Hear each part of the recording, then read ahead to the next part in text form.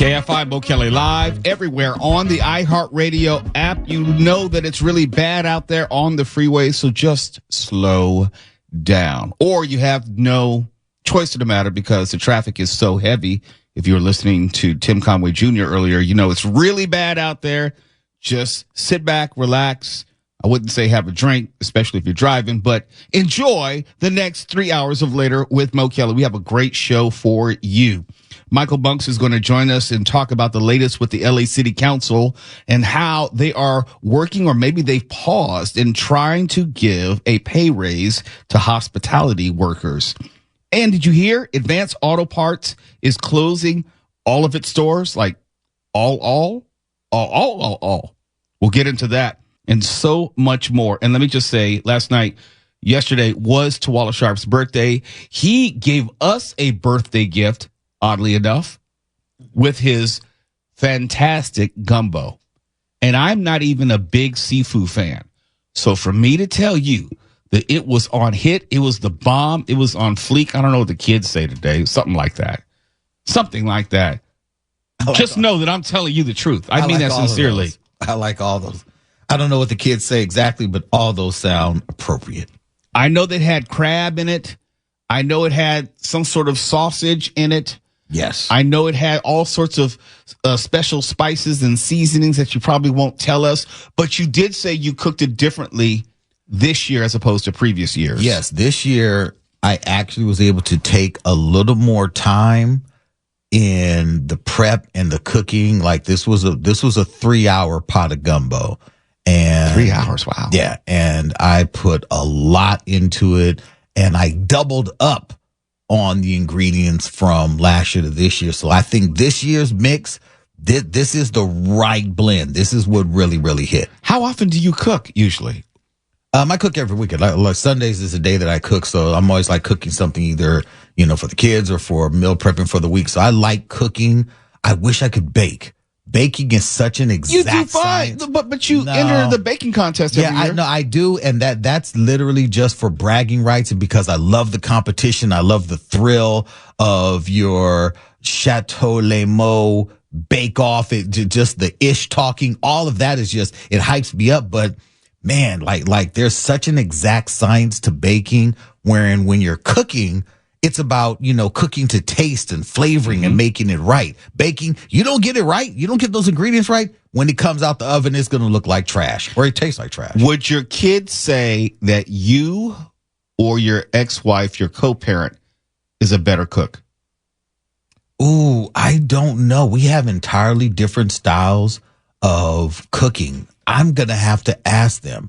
I don't ever really ask them about what their flavor palette is. I'm cooking and they're coming in and they're like, ooh, yeah. And it's gone. It disappears. So yeah, I'm about to ask them who is the better cook. Quietly though. Like, shh, I'm low. All right. Or we could ask them on the loud and have them on the show and just ask them. No pressure, Twala. No. And let me say good evening to Mark Ronner, who also participated in the gumbo festivities. Yeah, I concur with you. It was glorious. It was really good. And while I have you on the line right now, we know that there is a lot of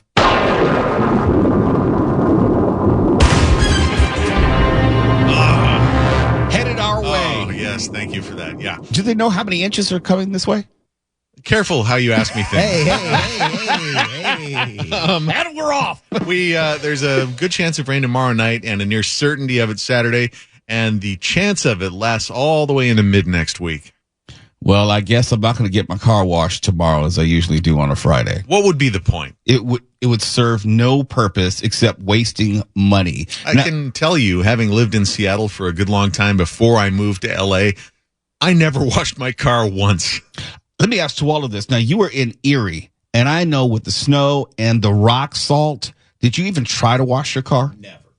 Never, not once, because it was a waste. I went one time down there, and it was like kind of cleaned off because the rock salt, the trucks came through. West Coast people, they don't know nothing about rock salt. And my neighbor was like, don't even bother. They said, you live here long enough, your whole paint job will fade. All of that will go, and it'll be on one side. Just don't even bother washing your car like that. Rock salt destroys cars. Yeah, it does. Yeah, it does. I don't understand why they haven't invented something better to deal with the snow than rock salt. It's too much snow. The snow plows can only do so much. They pile it up on the side of the road, which makes it just that much harder to traverse the highways and byways. And so, yeah, they come around with that rock salt, and it's just like, psh, it's amazing to watch. No, it's effective. No, it's very effective. I know why they use it. I just know that it's horrible on cars. And the property, everything. That's true. The gravel, the streets out there, it's like you're might as well use acid. Yeah, because all the streets are always jacked up, and the weather was always gray, always on the precipice of rain. So it's like, why am I going to walk car wash? Well, we might as well just go to Seattle, and you don't have to at least deal with the snow there. Yeah. But see, that's part of the reason for as many people who want to complain about how bad it is in California or how expensive it is. We are paying for only having to deal with rain, and we're only having to deal with rain, I don't know, a few weeks out of the year if we're not in a drought. Yeah, you were in Chicago not long ago. Those winters are hellish. I was in Chicago in February of this year, and I was in D.C. just last weekend. And their summers are hellish. Their summers are really bad. Talk about humidity. Oh, it's really bad in DC and Chicago for that matter. Those are the extremes of weather that I'm glad that I don't have to deal with here in California. And if it means I have to pay a little bit more with gas, that's okay. If it means I have to pay a little bit more as far as property taxes, that's okay. That's a part of the high cost of living that I'm opting in to pay. Oh, yeah. All the trade-offs are acceptable to me, except private equity buying up all the residential houses and jacking up the prices. But that's not a function of the weather or anything like that. No, that's everywhere. But look, it's not perfect. I know LA and California have a lot of warts, but they're my warts, okay? And I got enough Camphofenique to deal with the warts. Enough frozen nitrogen? Right. At least it's not genital. Well, so you say. Hey. I think. Wow. So I'm told. I think they're just KFI AM 640 live everywhere in the iHeartRadio app. Get us out of this. You're listening to Later with Mo Kelly on demand from KFI AM 640. And I wonder, is this a glass half full or a glass half empty information? If I told you, and it is true, but if I told you that nearly half of LA's homelessness budget went unspent, would you say that's good or would you say that's bad? Depends on how you present it. You could say it's good because, hey, we're not needlessly throwing money at a problem and also not seeing results. We've talked about this, the eyeball test. You can walk outside in LA County and realize that we're not getting any closer to a solution regarding homelessness. Or you can take it and turn it and put it on its head, turn it upside down and say, wait a minute, then why are we asking for so much money be included in the budget if there is a level of inefficiency or I would say a lack of control or a lack of preparation or lack of planning to effectively use the money? It's like, if you've ever had kids and they'll come and say, Dad, can I have some money? How much you need? I need $500. What do you need $500 for? And they will give you this explanation. They'll give you some sort of reason, excuse. Well, I need to buy this. I need to buy that. And then you give them the $500 and then you check back a little later. If you're a parent or you've been a parent, you've had a similar situation. And you realize they have another $250, $300 laying around. You said, well, wait a minute. You told me you needed $500 and it was like an emergency. You needed it right then. And you didn't spend it for what you said you were going to spend it on. Again, do you look at your child and say, look, okay, you were trying to get over on me, or you're saying, I'm glad that you used some restraint and didn't spend it willy-nilly? Well, the question in here is, was it as urgent as we thought it was, or something else? I would like to think that it was urgent. Like, we needed the money. We've been throwing money at it for quite some time. We need some money. Like right now. Why? We need to address homelessness right now. How much do you need? We need a lot. Okay, we give you a lot. And then a year later, we see that they didn't need a lot or they didn't use a lot. Let me give you some numbers. It was a record of $1.3 billion set aside for homelessness for the fiscal 2023-24 year. that was unspent. Only 599 million had actually been spent. So you only spent 599 out of 1.3 billion. I honestly don't know what I should think about that, because in a budget, you are saying I need this, I would say 1.9 billion altogether for A through Z. We need this for this, we need that for that, we need that for that, and this for this. 1.9 billion. I'm thinking that you need it now. I'm thinking that you're going to use it now. I'm thinking that this is what needs to happen to show improvement and progress in dealing with homelessness. But you only got through a little bit less than half? What is going on there? Controller Kenneth Mejia found that only 599 million had actually been spent. An additional 195 million was encumbered, leaving at least 513 million unspent. Now, according to Controller Kenneth Mejia, he blamed a quote-unquote sluggish, inefficient approach, close quote, for the underspending, listing lack of staff, lack of resources, programs spread over multiple city departments and council offices, obsolete technology, and absence of real-time data as contributing factors. So it sounds like they asked for the money, but they weren't ready for the money. They didn't have the guardrails in place. They didn't have all of the programs in place. They didn't have everything in place to be ready for the money that they asked for. And also, according to Mejia, the city spent or encumbered only about 30% of its $262 million in grants from the state homeless housing assistance and prevention program, and 58% of its $267 million budget for Bass's Inside Safe Encampment Reduction Program. Let me just get outside of the numbers and just look at this big picture. It seems to me it is not a money problem. It seems to be an organizational problem or a lack of organization problem, because you had the money available to do what you said you wanted to do as per your budget proposal. So you put in the budget, you got the money for your proposed budget, and then you're supposed to implement the budget and then show results going into your next fiscal year, as in 2025, when you ask for another $1.9 billion. Because that's going to be the first question I would ask. You asked for $1.9 billion. You didn't use half of that. So how are we supposed to account for the remaining money? Are you expecting that to just roll over to 2025? Or are you going to ask for another $1.5 billion? Which goes back to the rant I had last night. I'm not sure we're serious about homelessness. I'm really not sure. It seems like voters were not serious about addressing homelessness. And it seems our local government, possibly well-intentioned, does not either have the infrastructure, the plan, or the organization to utilize the funds which have been allocated and appropriated to address homelessness. So I don't see if there's any real solution on the immediate horizon. It's not a money issue, because there's more than enough money which has been set aside to do whatever Mayor Bass wants to do. And mind you, this is only the city of LA. I'm not even talking about the county of Los Angeles.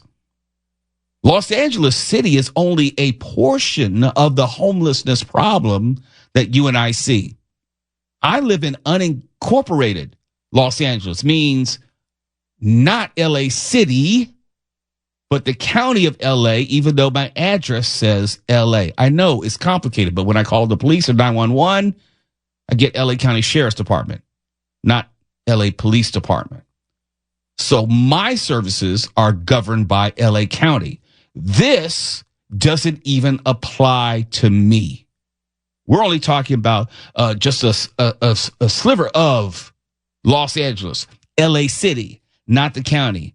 And the city, we know, is geographically smaller than the county, and if the city can't get its act together, And I'm not going to say by definition that means the county can't get its act together, but you can't expect the homelessness issue in LA County to get any better if the homelessness in LA City is not getting any better. Why? Someone asked me, why? Because homelessness doesn't stop at the border of LA City. It actually is kind of free moving like that. That's what it means to be homeless. You kind of go wherever you want. You sleep wherever you want to sleep. And I couldn't tell you where exactly that line for the city is dividing where the city begins and LA County begins. But I know that homeless people don't really care one way or the other. We're not serious. We have set aside the money and we can't for some reason spend it. You've given the children some $1.3 billion and the children said they need it. We need it right now. That's the only way that we'll be able to handle this problem. Is you give us all the money that we need. Okay, we give you all the money that you need. And if you ever, Twal, I'm going to ask you this. Black Friday is coming, and for the adults in your life who love the coolest toys, well, there's something for them this year too.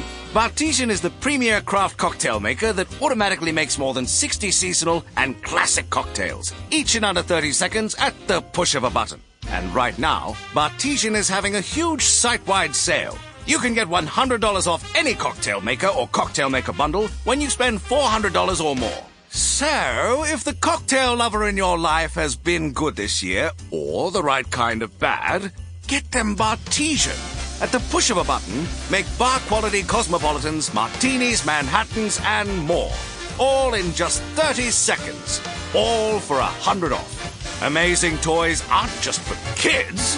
Get $100 off a cocktail maker when you spend $400 through Cyber Monday. Visit bartesian.com/cocktail. That's BARTESIAN.com/cocktail.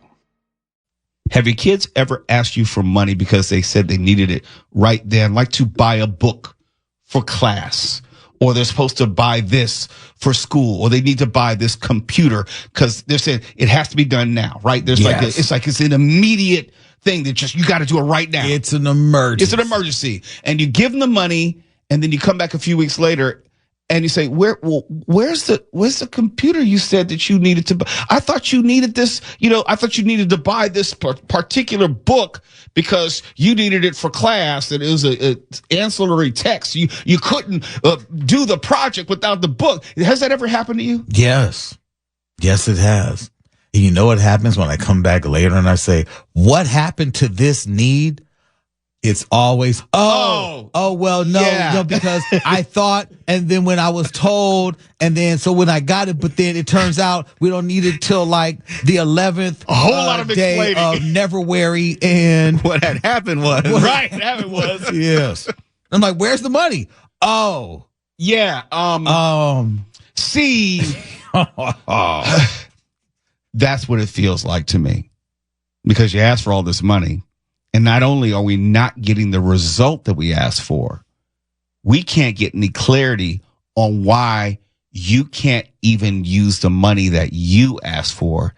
And you said it was an emergency. You're listening to Later with Mo Kelly on demand from KFI AM 640. Let's talk a little bit of Heartbreak Hotel.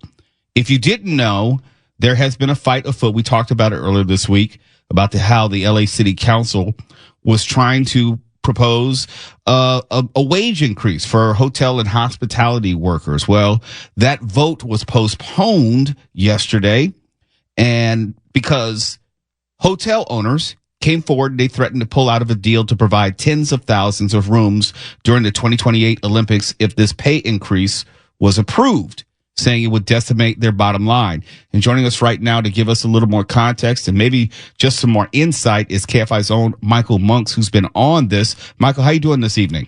I'm doing well, Mo. How about you? I'm doing fine. I guess I'm not going to be able to get a hotel room for the 28 Olympics. Well, that's to be determined. They've not shot this thing down yet, but it didn't look good this week because usually you see workers asking for something. They come down to City Hall, they chant "Si se puede" a few times, and the City Council says, okay, sure, and they vote for it. But something different happened.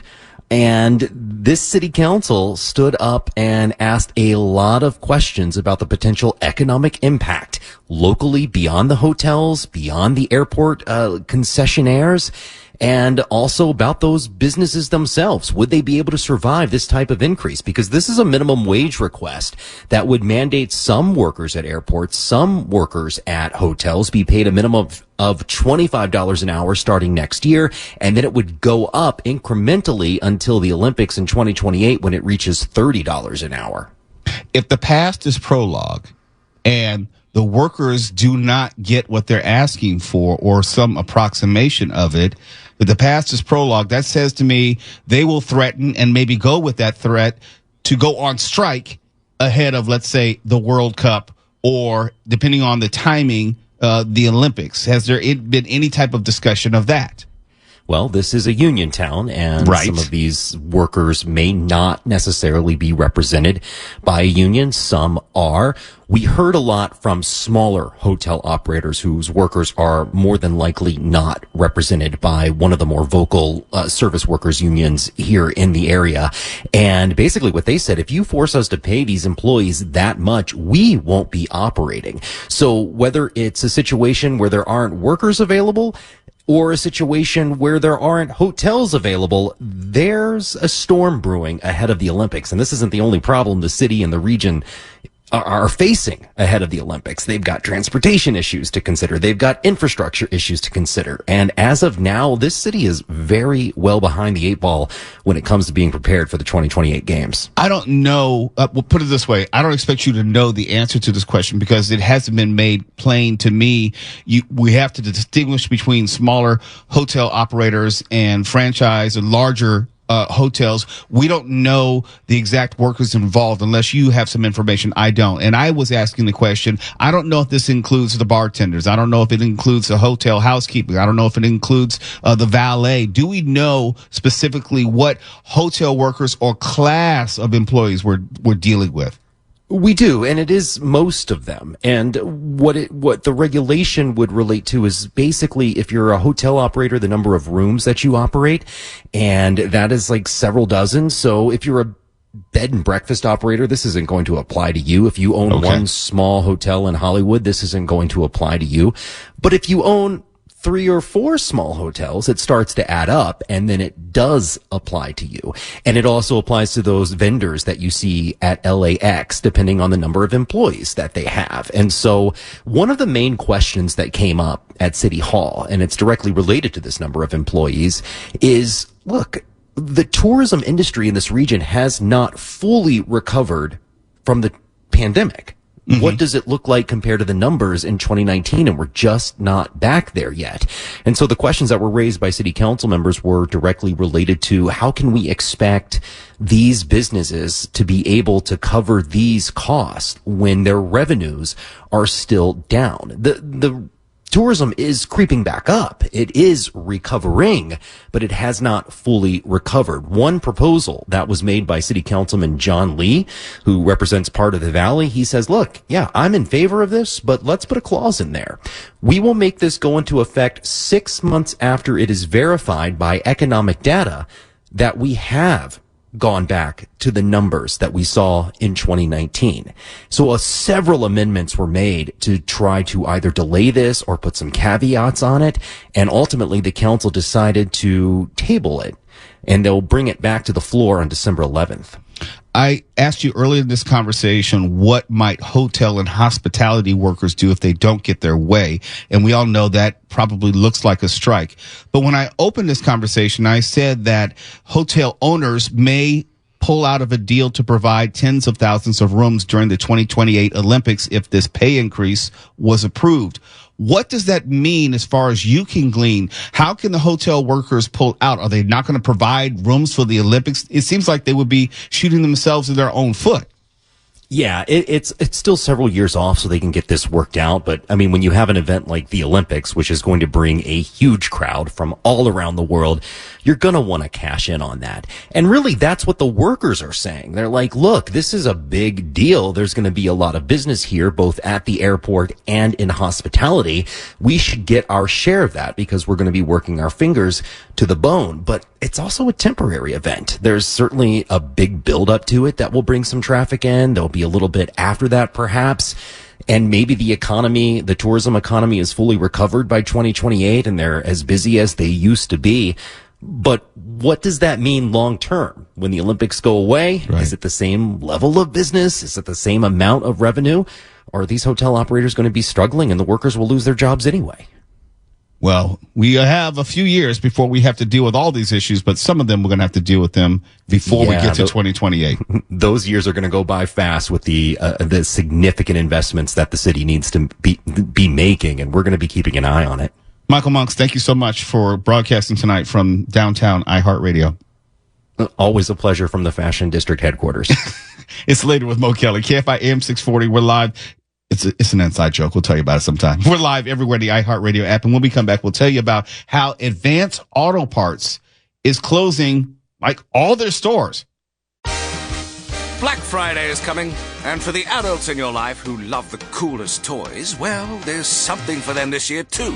Bartesian is the premier craft cocktail maker that automatically makes more than 60 seasonal and classic cocktails, each in under 30 seconds at the push of a button. And right now, Bartesian is having a huge site-wide sale. You can get $100 off any cocktail maker or cocktail maker bundle when you spend $400 or more. So, if the cocktail lover in your life has been good this year, or the right kind of bad, get them Bartesian. At the push of a button, make bar-quality cosmopolitans, martinis, Manhattans, and more. All in just 30 seconds. All for $100 off. Amazing toys aren't just for kids. Get $100 off a cocktail maker when you spend $400 through Cyber Monday. Visit bartesian.com/cocktail. That's BARTESIAN.com/cocktail. In California, in Oregon, in Washington, Nevada, Arizona, and more. That's next. You're listening to Later with Mo Kelly on demand from KFI AM 640. Did you know Advance Auto Parts is closing all of its California stores? And altogether, more than 700 stores and distribution centers in California, Oregon, Washington, Nevada, and Arizona. And according to the president, and Mark Runner, get a load of the name of the president, Shane O'Kelly. Suspicious. Spelled just like Morris O'Kelly. Sus. We might be related. I might have to look that up on Ancestry.com or, findmyrelatives.com. 23andMe. 23, yeah, we might be related. Shane and Morris. Well, anyhow, in last week's third quarter earnings call, Shane O'Kelly said the company will focus on top performing stores and ditch stores that are struggling. Quote, we made the decision to close certain non-performing, non-strategic stores in the U.S. to better position our assets based for long-term sustainable growth, close quote. Here is how some news outlets were reporting it. Advance Auto Parts joins the growing list of retailers rolling back, announcing closures of more than 700 stores, including 523 corporate shops, 204 independent locations, and 4 distribution centers. No, it don't surprise me. Folks like Terrence, who hasn't been in one for more than 2 years, Either buy. gets why. I have an Audi, so I just go to Audi for everything I need. Oh, that's a baller. That's a baller. When you say, I don't go to Advanced Auto Parts, you go to the dealer and you're driving an Audi. That's a baller move. No, it don't surprise me. Folks like Terrence, who hasn't been in one for more than 2 years, gets why. I have an Audi, so I just go to Audi for everything I need. The dealership. Yeah, the dealership. After revealing their last quarter's performance, the major chain's shares dropped 5%. Now the company's CEO shares the cuts are a part of creating value among shareholders. Now, Advance Auto Parts' move to close hundreds of their stores are signs of the times, and mechanics here at United Auto Repairs have seen those times changing and tell us that's no surprise. Hey, Mark, why do you think that Advanced Auto Parts struggle? What would you say if you were just hazard a guess? To create value for shareholders. Is that the correct answer? That's part of it. Oh, okay. Yeah. How'd I do on that? Mhm. Did I You do okay? Did very well. I could see them having hard times, especially with the COVID and everything else, and people not using their cars as much. I don't think that's it.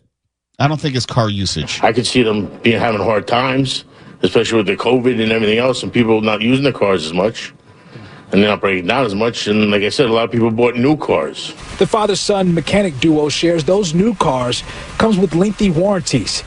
Have you noticed that there haven't been any reports of O'Reilly Auto Parts closing their stores? You know, it sounded like James Gandolfini you just played there. Can you play that again? Well, it's from New York, so there's probably some crossover there. And they're not breaking down as much. And like I said, a lot of people bought new cars. I want your family dead. We're going to head down to the Bada Bing. But before we do that, we're going to get some gabagool. And they're not breaking down as much. And like I said, a lot of people bought new cars. The father-son New cars. New cars. What's a new car? The father-son mechanic duo shares those new cars comes with lengthy warranties, cutting into business for both auto parts stores and mechanics, as customers at times bypass them both. Not to mention smart cars, also reducing the need for traditional auto parts. If you don't have the volume of the cars breaking down as much, you really don't need that many places to sell you the parts. Break it down as much. I'm tired of that Meadows attitude. Parts. If you don't have the volume of the cars breaking down as much, you really don't need that many places to sell you the parts. Hey, and there are probably a lot of places out there the to sell cars are them. not breaking down as much. That's what it comes down to. Capiche? Here's the real reason. Advanced Auto Parts did not have a cool jingle. If you had a cool jingle, you would not go out of business. O'Reilly Auto Parts. Wait a minute. I've been playing that jingle for years, and I didn't know that there was someone saying ow at the end. Yeah. Ow! A little tang at the end. It slaps, and it's keeping O'Reilly Auto Parts in business. I dare you to Google and find a story of O'Reilly Auto Parts closing stores. You will not find it. The reason? The jingle. O'Reilly Auto Parts. Ow! You wish you had no Kelly song like that now. I could have sworn that was Michael Jackson in there. O'Reilly Auto Parts. Yeah, it was Michael. I wonder if he got any credit for it. You know how artists will just do some stuff for free? Like Eddie Van Halen did Beat It for free for Michael Jackson. Oh, I didn't know that. No. That is a true story. That's a true story. Yep. I don't know it for free.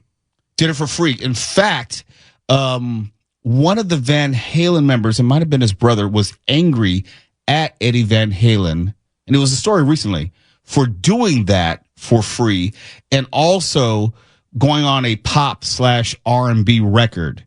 I have to find the story, but I did a tribute to Eddie Van Halen when he passed, and part of that was I had uncovered that Eddie Van Halen did that lick, that work, that bridge for Michael Jackson for free. Yeah. That's a scandal. Yeah. For all we know, that might be Michael Jackson, and he just didn't say anything. He just didn't want anyone to know. You know, so like, for example, Daniel Craig was in The Force Awakens playing a stormtrooper. Yeah, I did know that. But not everyone knew that, and he wasn't trying to get credit for it. Really? Yeah. Do you know when Rey uses the Jedi mind trick on a stormtrooper, you're talking about you'll drop your weapon? And yeah. That stormtrooper is Daniel Craig. But why? Just because he liked... Because people wanted to be associated in a Star Wars movie. That's crazy. There are a lot of other like hidden gems and Easter eggs of people who are in Star Wars movies that they were... was it like Gary Busey? So there was someone in The Empire Strikes Back. I don't know if it was Gary Busey or John Ratzenberger or something like that. I have to look it up. But there are a lot of people earlier on in their careers or at different points of their careers that are in Star Wars movies. Boy, John Ratzenberger would be a really irritating Sith Lord, don't you think? He would never shut up. Yeah, but he was a good interview, though. He was a good one. You got that one too, huh? Yes, I do. Yes, I do. Let me see if it's John Ratzenberger. Was he the one who said it? Yes, he played Major Bren Derlin in The Empire Strikes Back. Yes, he did. How about that for an Easter egg? That is some trivia that I did not know. Yes, it is. Also, for the the O'Reilly jingle, the marketing team tapped into the pool of local talent and reached out to John Dillon, who is a founding member of the Ozark Mountain Daredevils, a rock band based in Springfield, Missouri, which is the birthplace of O'Reilly Auto Parts. I did not know that. How many hits did the Dillons have? Pretty sure that's it. Okay. Kind of sounds like somebody getting caught in something that is painful.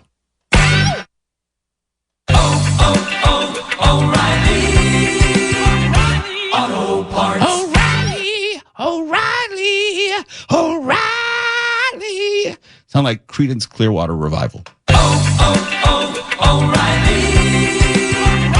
Auto Parts. O'Reilly! Yeah! O'Reilly! If we could just team them up with the Pepto-Bismol singers, what would that sound like? Diarrhea! O'Reilly! O'Reilly Auto Parts. KFI AM 640. We're live everywhere in the iHeartRadio app. If it doesn't affect you, we're not interested. KFI. And KOST HD2. Los Angeles, Orange County. Live